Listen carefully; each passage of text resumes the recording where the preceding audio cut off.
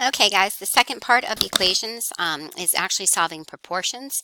So if you solve an equation that's set up like a proportion, we're actually going to use cross products to find the solution. So we're going to use cross products.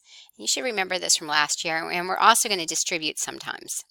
Okay, so what I mean by that, okay, if I set it up and I do cross products, I'm saying that 2 times s is going to be equal to 23 times 4.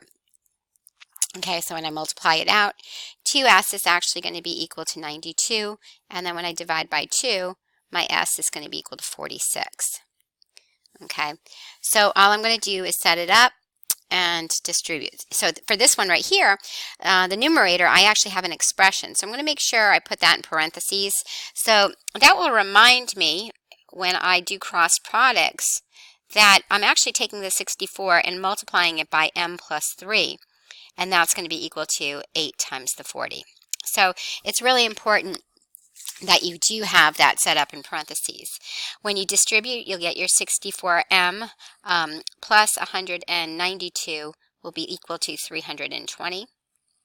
And then when you subtract your constant here, you're going to get 64m is going to be equal to 128.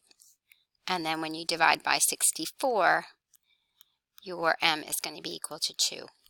Okay, so this is just examples of what happens when you have a proportion. Now in this case we have two expressions, so I'm going to take both of them and put them in parentheses so that when I set up, and it doesn't matter what side of the equation it goes on, this is 11 times c minus 8, and I can set it equal to negative 2 times 11 minus 4c. Okay, so there's my cross product setup. Then I distribute. 11c minus 88 is equal to negative 22 plus 8c.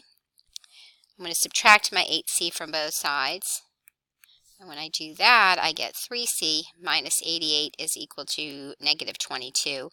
So that when I then add the constant 88, I get 3c is equal to 66. Divide both sides by 3, and my c is going to be equal to 22. Okay, now the final one here, number 16, I'll take 7 times x plus 7, so 7 times x plus 7, all right, notice I have that in parentheses, is going to be equal to 6 times negative 49. I'll get 7x plus 49 is going to be equal to negative 294. Okay, then I'm going to subtract my 49 from both sides. Okay, and when I do that, I get 7x is equal to negative 343.